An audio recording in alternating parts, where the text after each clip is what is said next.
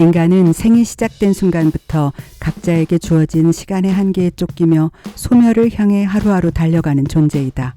그러므로 방랑자들이란 오늘을 살아가는 우리 모두의 또 다른 이름이 아닐까.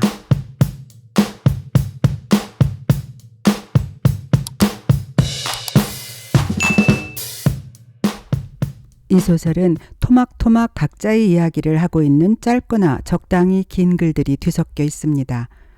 얼핏 각각의 에피소드에 등장하는 주인공들 또한 전혀 별개의 존재인 것처럼 느껴지지만 신기하게도 큰 줄기에서 작가가 전하고자 하는 생각은 전혀 흐려지지 않고 정확하게 마지막 페이지에서 안착합니다.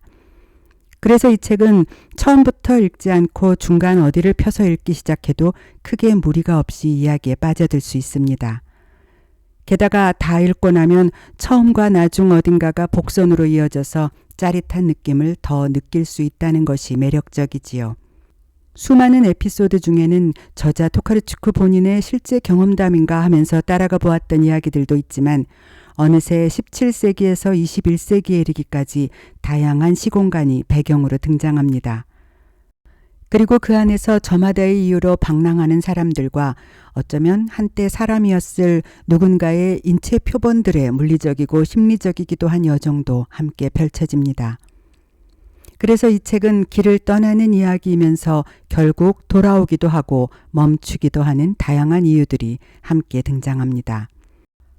프랑스에서 사망한 쇼팽의 심장을 몰래 숨겨서 모국 폴란드로 돌아온 쇼팽의 누이. 다리를 절단한 뒤 선망에 시달리며 죽어서 묻힐 때 꼭 자신의 절단된 다리와 함께 묻히기를 원했던 해부학자.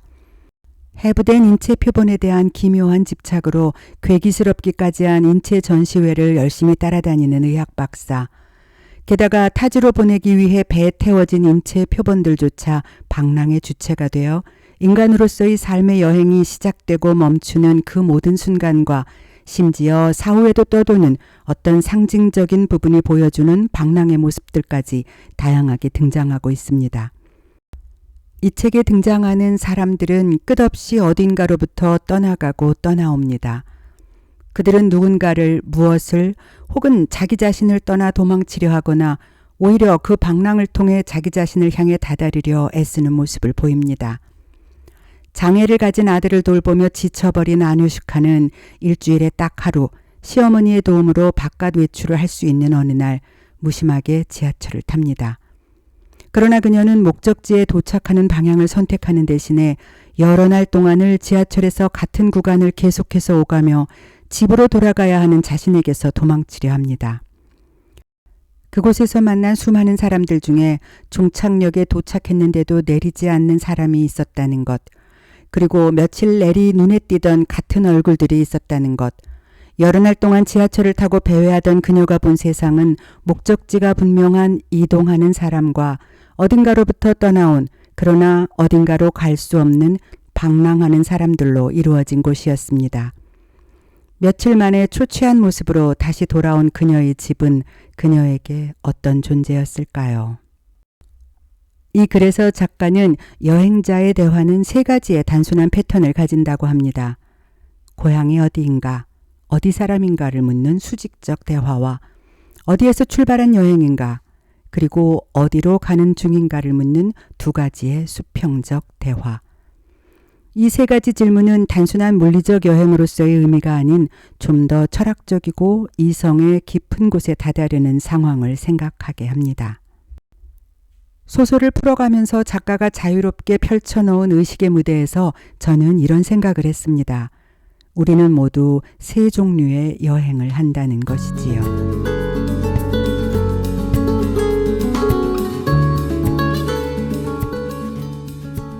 첫째는 물리적 여행입니다. 어디에서 출발해서 어디로 가는 여정. 그것은 휴가를 내서 가방을 싸들고 떠나는 여행만을 말하는 것이 아니라 우리가 살아오면서 거쳐온 수많은 물리적 공간과 그 공간들이 가지는 각각의 이야기들이 그 사람의 인생 여정이 될 수 있다는 생각입니다. 작가는 이 부분을 호텔의 회전문에 비유합니다. 어디론가 흘러가던 사람들의 물줄기가 잠시 멈춘 채 계속해서 빙글빙글 돈다. 여기서 하룻밤 또는 며칠 동안 계속해서 빙글빙글 돈다. 그러다 또다시 어디론가 흘러간다. 여행자들은 가끔은 먼 곳을 여행할 때 종종 지도에서 사라지는 경험을 할 때가 있습니다. 그러다가 갑자기 공항 터미널에 나타나서 출입국 관리소에서 여권의 도장을 받고 나서야 다시 존재를 시작하기도 하고, 혹은 호텔 리셉션에서 열쇠를 건네받으며 비어있던 존재의 시간을 회복하기도 하지요. 이렇듯 물리적 여행은 그가 어디에 있는가에 중요한 의미를 둡니다.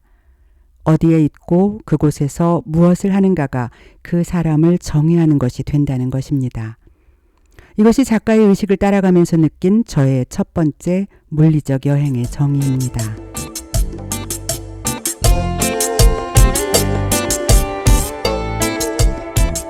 두 번째는 시간적 여행입니다. 태어나서 자라면서 성숙하고 또 늙어가는 한 인간의 내재적인 여정. 잠시 작가의 표현을 빌리자면 중년 여성이 되면 타인의 눈에 절대 띄지 않는다. 그들의 시선은 그녀를 관통한다. 냉소적으로 무궁무진한 투명 인간의 능력이라고 표현한 이 부분은 저에게 많은 생각을 하게 했습니다.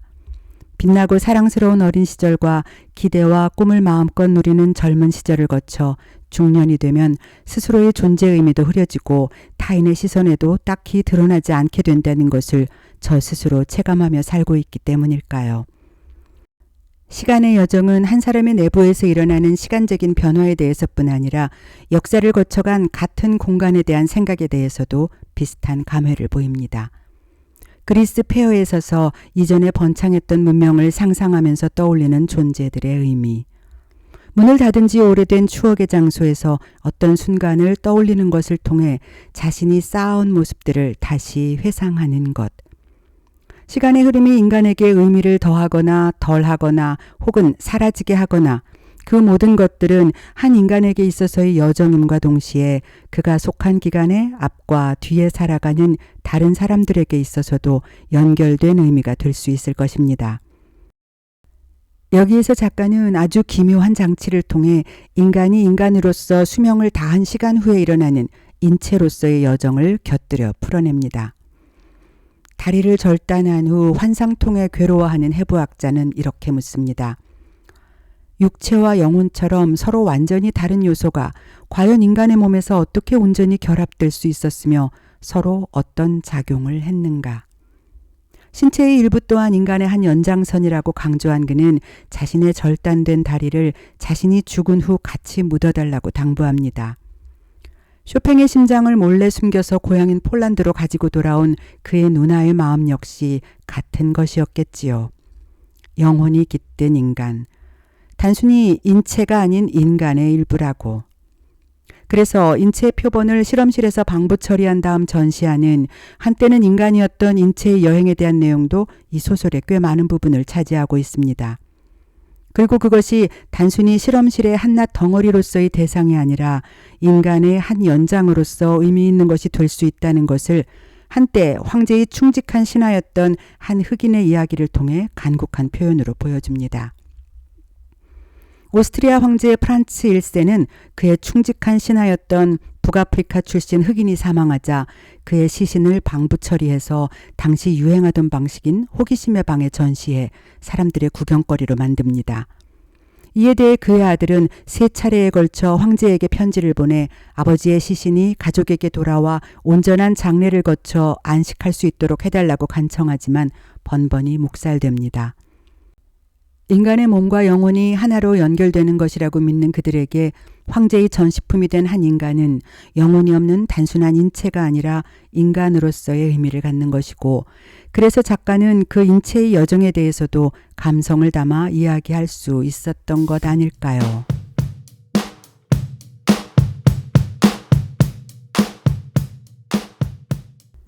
세 번째는 심리적인 여행입니다. 소설에는 어느 공항 광고판에 있는 휴대전화 광고 문구가 등장합니다. 이동성은 현실이 된다. 그것은 단순히 휴대전화가 가진 이동의 자유로움에 대해 광고한 것이겠지만 현대를 살아가는 우리에게 이것은 단순한 광고 문구보다 더 많은 생각할 거리를 던져줍니다. 우리는 네트워크 공화국에 살고 있습니다. 우리가 어떤 목적으로 인터넷 검색을 할 경우 처음 제시되는 결과는 애초에 찾아보려던 내용과 비교적 가까운 것들을 보여줍니다. 그러나 네트워크 탐색을 거듭하다 보면 어느새 애초에 찾으려던 목적과는 벗어난 다른 사이길에서 정보의 홍수를 고스란히 겪고 있는 자기 자신을 발견하게 됩니다. 저자의 말처럼 인터넷은 경로를 제시하지만 그 안에서 목적지는 사라지고 없는 상태가 되어버리지요. 이러한 내용을 모두 방랑하는 인간의 모습이라는 측면에서 서술하는 이 소설은 그래서 더욱 매력적이고 깊은 성찰로 우리 모두를 이끄는 힘이 있는 것입니다. 어떤 사람이 물리적으로 이동하는 것과 비디오 테이프를 되감거나 빨리 감기를 하듯 한 사람의 생각 안에서 재생되는 감각과 의미의 움직임, 정신적인 길 잃기와 그 안에서 새로운 길을 찾아가는 여정, 이 모든 상황은 불협화음처럼 낯설지만 결국은 작가의 마지막 문장처럼 최종 단계에 이르러서 이렇게 마무리됩니다. 내가 어디에 있든 중요치 않다. 어디에 있는지 상관없다.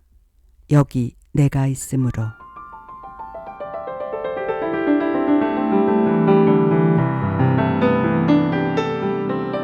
이 소설의 대부분의 배경은 공항, 비행기, 열차, 여객선입니다. 그래서 이야기는 어디론가 떠나는 사람들이 서로의 존재를 모른 채 같은 공간에서 각자의 목적지로 가려고 기다리거나 그들이 선택한 이동수단을 타고 어디론가 가고 있는 분위기를 그려나갑니다. 작가는 인간을 설득력 있게 묘사하기 원한다면 우리는 인간을 한 지점에서 다른 지점까지 향하는 움직임 속에서 파악해야 한다고 말합니다. 많은 사람들은 세상의 좌표 어딘가에 시간과 공간이 서로 딱 들어맞는 완벽한 지점이 있다고 믿는다. 어쩌면 그래서 다들 여행을 하는지도 모르겠다.